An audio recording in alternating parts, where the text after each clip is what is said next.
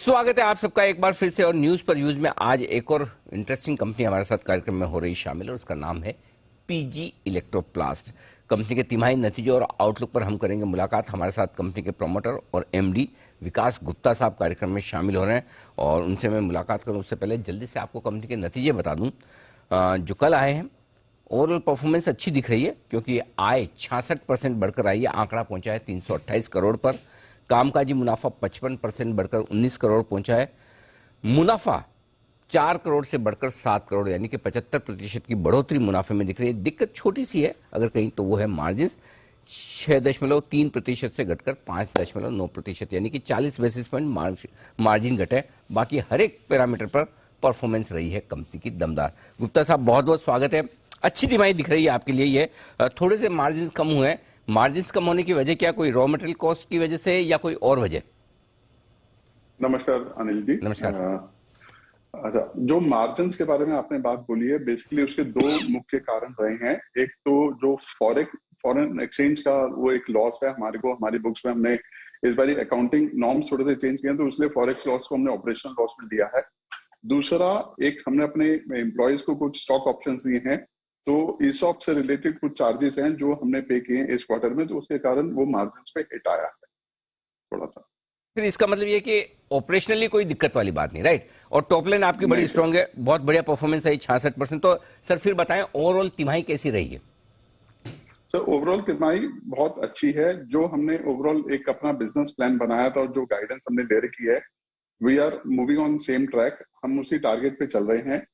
हमारा जो product business जो हमारे लिए एक फोकस का एरिया है, उसमें काफी अच्छा मोमेंटम बिल्ड हो रहा है। एयर कंडीशनर्स में, वॉशिंग मशीन्स में और अब टेलीविजन में भी हमको एक अच्छा ऑर्डर बुक नजर आ रहा है और काफी अच्छी ग्रोथ नजर आ रही है।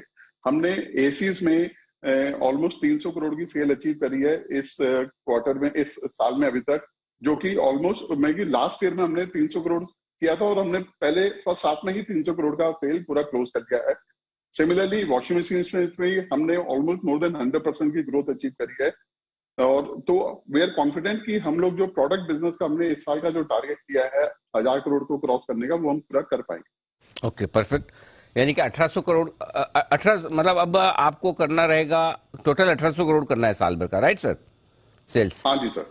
सो हाँ जी ठीक है, सर। तो 1000 करोड़ तो हम अगर अगले 6 महीने में बिल्कुल 1000 सर, करोड़। बिल्कुल अच्छा, गाइडेंस बिल्कुल मेंटेन सर, कर रहे हैं सर, थोड़ा बढ़ा रहे मेंटेन कर रहे हैं सर। नहीं सर, तो अभी हम लोग गाइडेंस जी को ऐसे ही मेंटेन करेंगे कि जी 1800 करोड़ का जो गाइडेंस हमने दे रखा है वो जी, हम पूरा अचीव करेंगे। परफेक्ट सर, बिल्कुल ठीक बात है।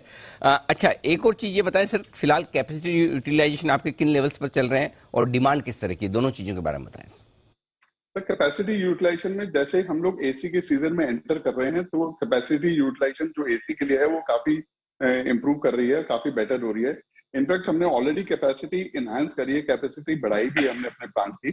तो वो हमको आशा है कि अगले आने वाले 1-2 महीने में हम पूरी कैपेसिटी यूटिलाइजेशन पे पहुंच जाएंगे अपने एसी के बिजनेस के लिए।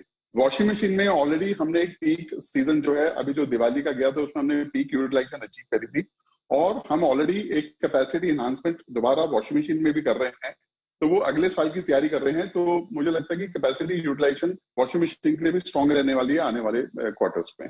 ओके, तो सर बेसिकली आप जो भी ये एसीज हैं, एयर कंडीशनर, वॉशिंग मशीन, इनके लिए आप इक्विपमेंट बनाकर सेल करते हैं, तो लगभग सारी इंडिया की जितनी दिग्गज कंपनियां सबको आपकी सेल्स होती है?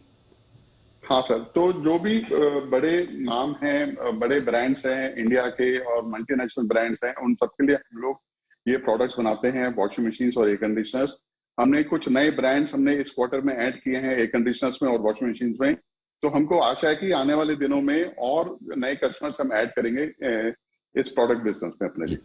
गुप्ता साहब आपकी पिछले 5-6 सालों की ग्रोथ बड़ी इंप्रेसिव रही है। वित्त वर्ष 2016 में मैं देख रहा था आपने मुश्किल से 250 करोड़ की सेल्स की, 260 करोड़ की। इस साल आपका इरादा 1800 करोड़ तक पहुंचने का है, राइट? तो 6 साल में 250 करोड़ से 1800 करोड़ बड़ा आंकड़ा है और 400 करोड़ का आपने निवेश किया, कैपेक्स किया है, राइट? अब और फ्रेश, क्योंकि आप कैपेसिटी यूटिलाइजेशन तो बढ़ाने वाले हैं, वो तो हो जाएगा, उसके बाद क्या? अब आगे की ग्रोथ कैसे आएगी? सर हमने जो अभी भी जो प्रोडक्ट कैटेगरीज में हम लोग जो पार्टिसिपेट करते हैं, जो हम लोग बनाते हैं, उसमें पेनिट्रेशन लेवल बहुत लो है इंडिया में। तो एक मल्टी ईयर और I would say multi year growth story है।